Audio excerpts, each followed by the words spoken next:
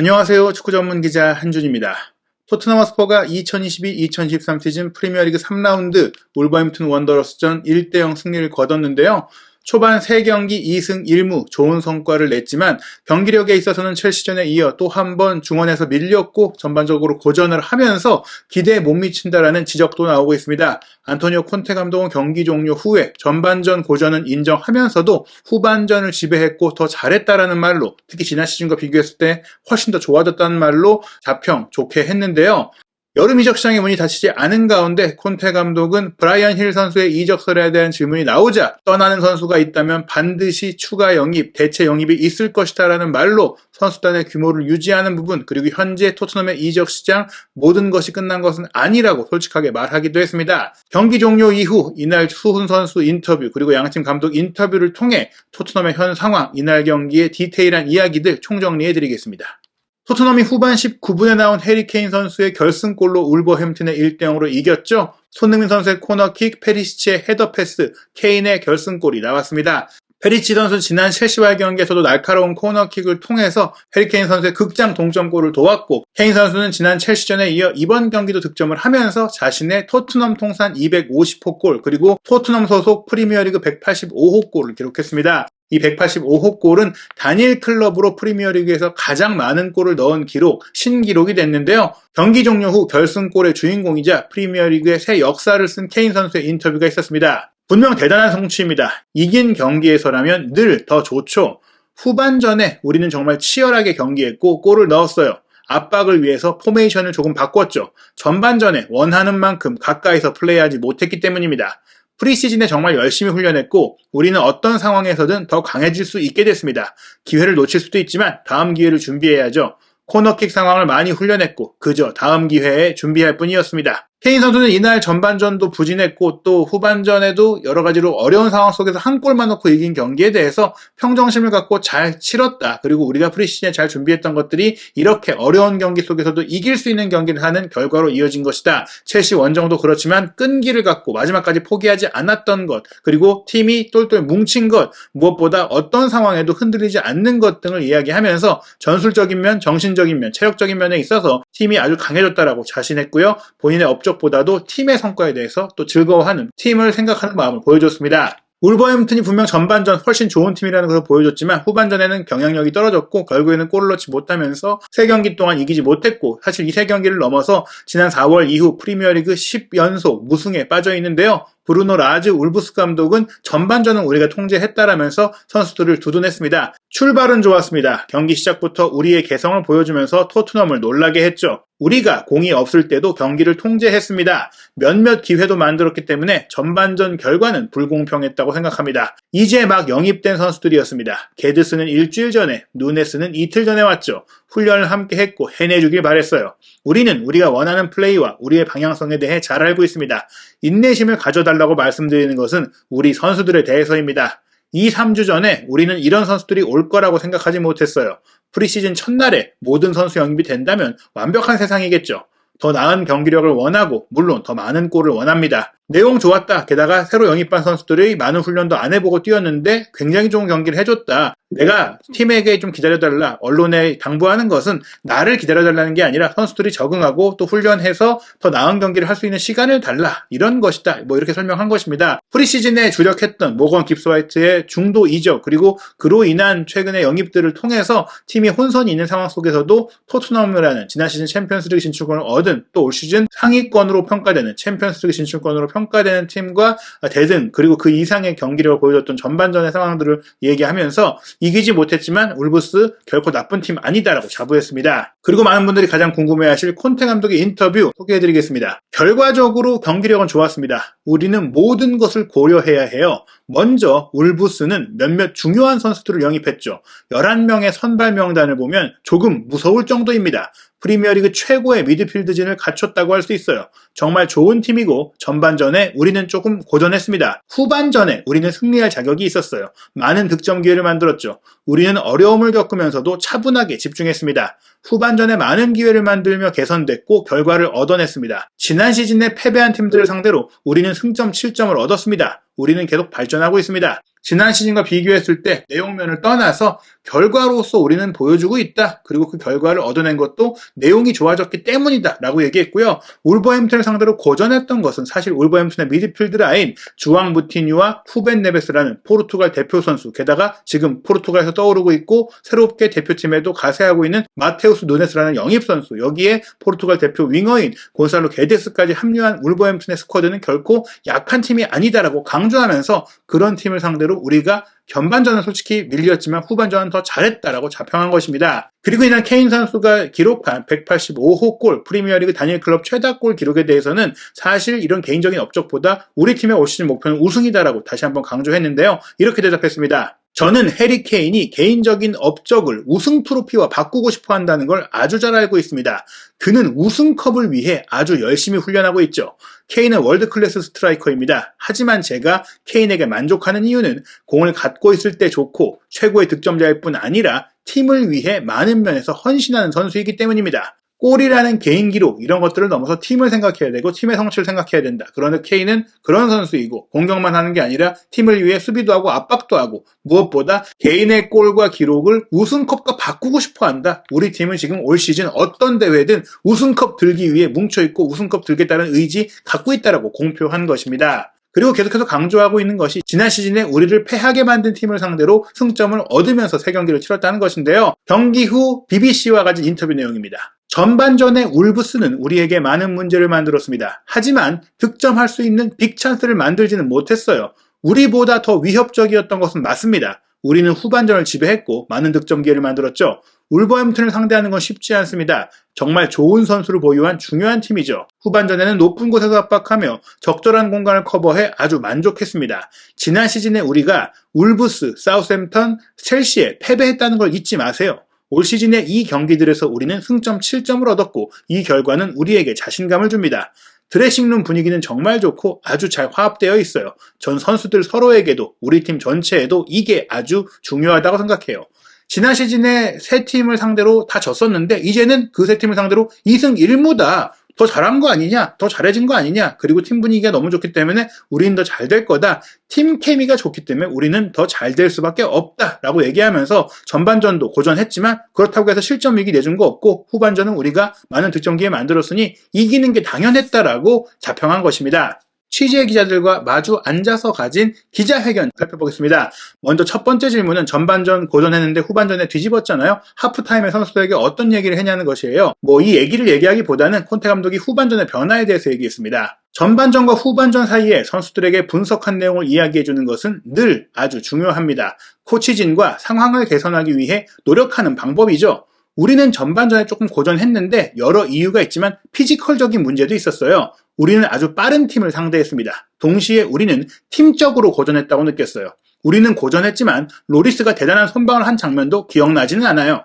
후반전에 우리는 전술적인 면에서 상황을 개선하려고 몇 가지를 고쳤습니다. 동시에 높은 곳에서 압박하며 에너지도 좋아졌고 기회를 만들었죠.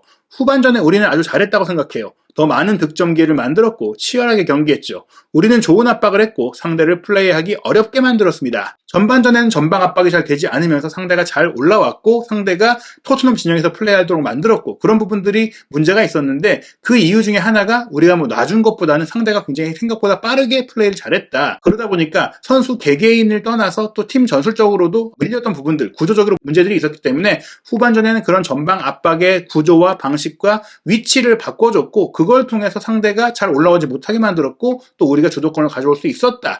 그리고 더 많이 뛰는 에너지 넘치는 플레이를 통해서 전반전에 안 됐던 걸 다 잘 고쳤기 때문에 후반전에 잘 됐다. 결국에는 하프타임에 그런 준비들이 잘 이루어졌다라고 설명한 것입니다. 그리고 후반전 아주 좋은 플레이를 펼쳐줬던 이반 페리시치 선수, 이날 처음으로 공식 경기 토트넘에서 선발 출전했는데요. 마침내 내가 알던 페리시치의 모습을 봤다라고 좋은 평가했습니다. 페리시치에 대한 콘테 감독의 평가 전체 내용을 살펴보겠습니다. 다른 선수들처럼 페리시치도 전반전에 고전했지만 후반전에 많이 개선됐습니다. 제가 인테리에서 알던 페리시치의 모습을 봤어요. 우리가 함께 인테리에 있었을 때의 모습 말입니다. 페리시치는 우리 팀에 굉장히 중요한 선수입니다. 대단한 경험을 갖고 있는 선수죠. 과거에 많은 것을 잃었고 중요한 팀들에서 뛰었던 선수입니다. 그는 우리 팀에 경험을 가져올 수 있습니다. 라이언 세세뇽에게 주는 효과에도 정말 기쁘게 생각하고 있습니다. 세세뇽은 올 시즌에 잘하고 있고 페리시치 같은 선수와 함께 지내는 것은 아주 중요한 일입니다. 세세뇽뿐 아니라 팀 내 다른 선수들에게도 페리시치는 중요한 존재입니다. 전반전에 고전했지만 후반전은 아주 잘했어요. 후반전과 같은 플레이를 보여주길 바랍니다. 페리시치뿐만 아니라 다른 선수들도요. 일단 페리시치가 개인적으로 플레이도 잘했지만 팀원 전체 그리고 후배들에게 모든 귀감이 되고 또 조언을 해주고 본인의 능력을 전수해주고 플레이로서 보여주는 그런 부분들, 선수들을 끌어올려주는 그런 부분들이 굉장히 좋다. 직접적인 또 같은 포지션을 보고 있는 세세뇽뿐 아니라 사실 다른 팀원들, 손흥민 선수에게도 마찬가지고요. 그런 영향력이 굉장히 좋은데 전반전 솔직히 좀 어려웠던 것은 페리시치만의 문제가 아니고 다른 선수들도 그렇고 후반전에 했던 경기력 페리시치가 계속 보여주길 바라고 다른 선수들도 후반전처럼 이제 앞으로 전반전도 경기했으면 좋겠다 이렇게 얘기하면서 후반전에 대한 만족감을 계속해서 얘기했는데요. 해리케인 선수가 결국에 결승골을 넣었고 벌써 올 시즌 2골을 넣었는데 해리케인의 활약에 대한 질문도 있었습니다. 해리케인은 차이를 만드는 선수죠. 자신의 퀄리티와 능력을 통해서요. 케인은 진정한 월드클래스 스트라이커입니다. 피치 위에서 모든 방식으로 위협을 만들 수 있습니다. 우리는 케인을 극대화하기 위해 노력 중이에요. 그의 득점 가능성을 최대한으로 끌어내려고 하고 있죠. 저는 케인이 축구뿐 아니라 인성적으로도 대단한 선수라는 점에서 놀랐습니다. 정말 좋은 사람이에요. 그는 팀을 도울 준비가 되어 있고 팀을 위해 뛸 준비가 되어 있습니다. 보통 이런 유형의 선수들은 공을 갖지 못할 때 게을러지는 경향이 있잖아요. 공을 소유하고 플레이하길 바라고 공이 없을 때는 공을 가질 때 신선한 상태를 유지하기 위해 뛰지 않아도 된다고 생각하죠. 하지만 케인은 그렇지 않아서 놀랐습니다. 케인은 오늘 개인적으로 큰 업적을 세웠지만 우리는 팀으로 함께 일하고 있고 케인도 개인 업적이 아닌 팀을 위해서 뜁니다. 예를 들어 지난 시즌 손흥민 선수가 득점왕을 차지했지만 손흥민 선수도 팀을 위해 큰 업적을 세우고자 함께 노력했어요. 저는 우리 팀의 모든 선수들이 개인의 업적을 팀이 트로피를 드는 것으로 삼고 있다고 생각합니다. 우리는 우승을 위해서 일하고 있습니다. 힘든 여정이 되겠지만 우리는 우승을 위한 긴 여정에 있습니다. 개인적인 타이틀도 물론 부산물로 따라오는 거 좋고 지난 시즌 손흥민 선수를 득점왕 만들기 위해서 우리가 마지막 경기 노력한 것도 있지만 팀 성과가 나오고 그 다음일 뿐이고 그리고 모든 선수들이 팀 성과를 우선시한다. 내가 골을 넣고 내가 개인 어떤 상을 타는 게 아니라 우승컵이라는 타이틀을 내가 갖고 싶다라는 마음을 모두가 공유하고 있기 때문에 우리는 올 시즌 우승을 너무나 원하고 우승을 하겠다라는 의지 또 한 번 표명한 것입니다. 3경기에서 승점 7점을 얻은 것은 토트넘이 17년 만에 거둔 최고의 성적을 지금 초반에 보이고 있는 것인데요. 콘테 감독 이 초반 성적에 대해 이렇게 얘기했습니다. 제 생각은 분명합니다. 지난 시즌에 이런 어려움을 겪을 때 전반전과 같은 경기가 나왔을 때 우리는 결국 졌어요. 사실 지난 시즌에 우리는 사우스햄턴, 울버햄턴, 첼시에 졌습니다. 올 시즌 일정표를 보고 솔직히 저는 정말 걱정했습니다. 우리가 지난 시즌과 같은 결과를 얻었다면 지금 승점은 0점일 것입니다. 그 대신 우리는 7점을 얻었고 이것은 여러 측면에서 발전한 것을 보여줍니다. 하지만 우리는 계속 발전하길 원합니다. 중요한 성과를 내기 위해서 경쟁력을 갖추고 또 싸우기 위해서 지금 경기력은 충분하지 않아요. 하지만 우리는 함께 더 1년의 시간을 함께 할 것이고 전술적인 지식을 주입할 수 있는 훈련도 할 수 있습니다.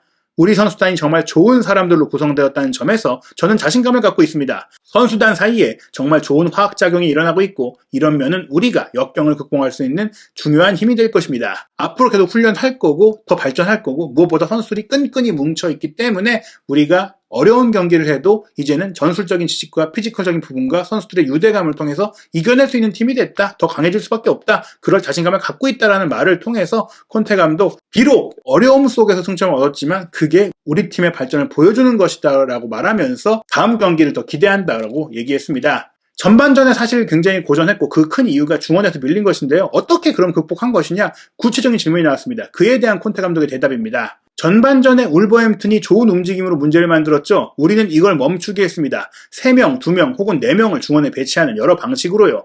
우리가 8개월 동안 함께 해온 것이 전술적인 면에서 도움이 됐습니다. 분명 우리는 경기 중에 오늘과 같은 경우뿐 아니라 다른 상황에 대해서도 노력해야 합니다. 전술적인 솔루션이기 때문에 여러분이 이해하기 어려울 수도 있을 것 같은데요. 우리는 후반전에 울버햄튼을 어렵게 만들 수 있는 적절한 해결책을 통해서 실점을 피하고 득점할 수 있는 경기로 결과를 개선하는 데 성공했습니다. 토트넘이 3-4-3으로 경기를 시작했고 4-2-4를 쓰기도 했는데 이 2명의 미드필드가 상대의 3미들 4-3-3으로 뛰면서 제로톱으로 뛰면서 또 거의 6명의 선수가 미드필드에 가깝게 뛰었던 울버햄튼을 상대로 고전했던 부분들을 후반전에 전술을 바꿔서 대응했다 이렇게 얘기하는 것인데요. 그럼 구체적으로 어떻게 바꾼 거냐는 추가 질문이 나왔는데 일단은 상대를 많은 면에서 어렵게 하기 위해서 노력을 했고 무엇보다 공을 소유했을 때 솔루션을 찾기 위해 노력했다라고 얘기했거든요. 그걸 잘 해냈고 계속 이렇게 해나가겠다.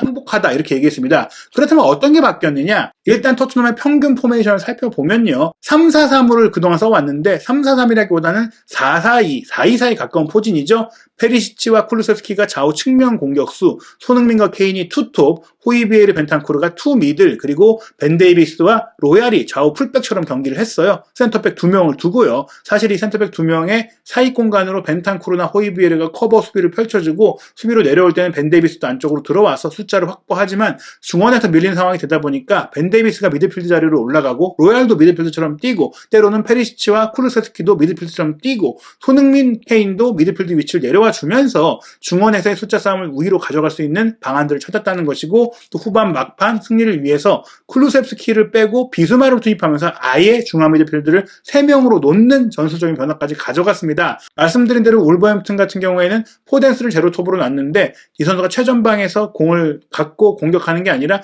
미드필드처럼 뛰었거든요. 게다가 마테우스 누네스가 오히려 포덴스보다 위쪽으로 올라갔잖아요. 실제로 울버햄튼이 3미들이 아니라 4미들에 가깝게 경기를 뛰면서 네투와 게드스가 윙 투톱처럼 경기를 하는 중원에 많은 비중을 둔 경기를 했어요. 그러다 보니까 중원에서는 우세를 했지만 공격진에서는 파괴력이 떨어지는 스트라이커가 없는 상태가 됐는데요. 전반전에 분명히 이런 플레이로 인해서 페리시치와 로얄이 윙백으로 뛰고 호이비에르와 벤탄쿠르 2명이 이 3-4명의 선수를 상대해야 되는 수적 열세 상황, 그런 상황에서 손흥민과 쿨루세스키도 조금 중원에서 영향력이 떨어졌는데 후반전에 들어가서 명확하게 손흥민 선수와 케인 선수가 투톱 위치에 가서 전방 압박을 해주고 페리시치와 쿨루세스키도 윙 쪽으로 벌려있는 것을 넘어서서 중앙 쪽으로 들어와서 중원 미드필드처럼 압박을 함께 해주고 벤 데이비스와 로얄이 풀백 역할, 또 페리시치와 쿨루세스키가 벌리면 안쪽으로 들어오는 미드필드 역할을 같이 해주면서 수적으로 밀리지 않았다. 중원을 통제할 수 있는 상황이 됐다. 그리고 후반전 막판에는 히샬리송이 들어오고 세세뇽이 들어오면서 좀 많이 뛸 수 있고 힘으로 부딪혀줄 수 있는 선수들이 들어오고 또 비수마가 들어와서 호이비에르와 벤탄쿠르와 더불어서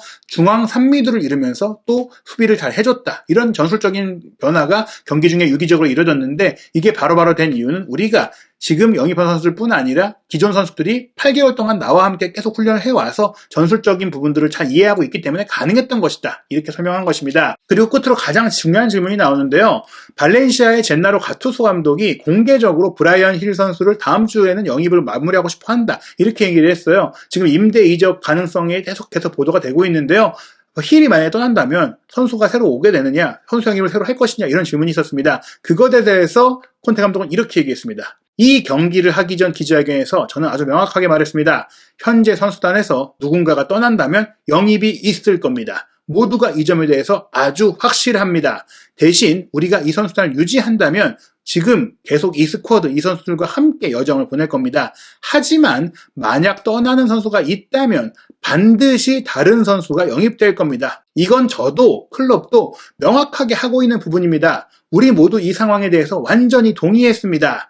힐 선수에 대해서 추가 질문이 나오니까 이적은 내일이 아니니까 그 얘기는 클럽과 얘기를 해라. 나는 각자 역할을 존중한다 하고 말았거든요. 결국에 브라이언 힐이 떠난다면 그 역할을 할 수 있는 왼발잡이 공격형 미드필더 내지 측면 공격수 내지 이선 자원이 영입이 될 것이라는 얘기인데요. 현재로서 가장 유력한 후보는 아탈란타의 공격형 미드필더인 루슬란 말리노우스키 선수입니다. 우크라이나 대표 선수인데요. 이 선수가 왼발잡이이고 측면 공격수, 세컨드 스트라이커, 중앙 공격 미드필더, 중앙 미드필더가 모두 가능한 데다가 힐보다 피지컬이 좋고 또 콘테 감독이 이탈리아 리그를 지휘하면서 또 직접 상대팀으로서 봐왔던 선수거든요. 게다가 이 말리노우스키 선수가 이미 토트넘 이적설이 보도가 되고 있는 가운데 오늘 토트넘이 울브스를 이긴 경기 프리미어리그 공식 게시물에 좋아요를 누른 것이 또 확인이 되면서 확실하게 연결이 되고 있는 거구나. 힐이 발렌시아로 가고 말리노스키가 토트넘으로 와서 측면 공격수 역할도 하고 중미 역할에서 조금 공격적인 역할을 할 수 있는 플레이메이커도 할 수 있겠구나. 전술적으로 폭이 넓어질 수 있는 영입이 되겠구나. 이런 기대감이 있거든요. 사실 브라이언 힐 선수를 프리시즌 기간 동안 콘테 감독이 중용하면서 그런 역할을 할 수 있는 왼발잡이 이선 자원으로 잘 활용을 했는데 말리노스키 선수가 좋은 또 영입 자원이 될 수 있고 이날 또 하나 흥미로웠던 것이 힐이 나갈 경우 측면 공격수를 또 필요로 할 수 있는데 아다마 트라오레가 울버햄튼에서 지금 내놓은 선수가 됐거든요. 경기 끝났을 때 콘테 감독이 트라오레와 강하게 악수하는 모습이 포착이 됐어요. 사실 트라오레에 대해서 지난 1월 달에도 영입을 추진했었고 또 콘테 감독이 이 트라오레를 굉장히 좋아한다는 얘기들이 계속 나오고 있어서 과연 뭐 트라오레에 대한 부분도 여전히 관심이 있다는 보도들이 나오기도 했었거든요. 토트넘이 힐 선수의 거치에 따라서 어떤 선수를 영입하게 될지도 굉장히 궁금해지는 상황입니다. 이적 시장의 문은 한국 시간으로 9월 2일 오전까지 열려 있고요. 토트넘의 다음 경기는 8월 29일 월요일 0시 30분 노팅엄 포레스트와 원정 경기 프리미어리그 4라운드 경기입니다. 한준TV에서 토트넘 허스퍼가 이 노팅엄과의 경기 어떻게 준비하고 또 어떻게 치르는지 빠르게 정리해서 소개해드리도록 하겠습니다.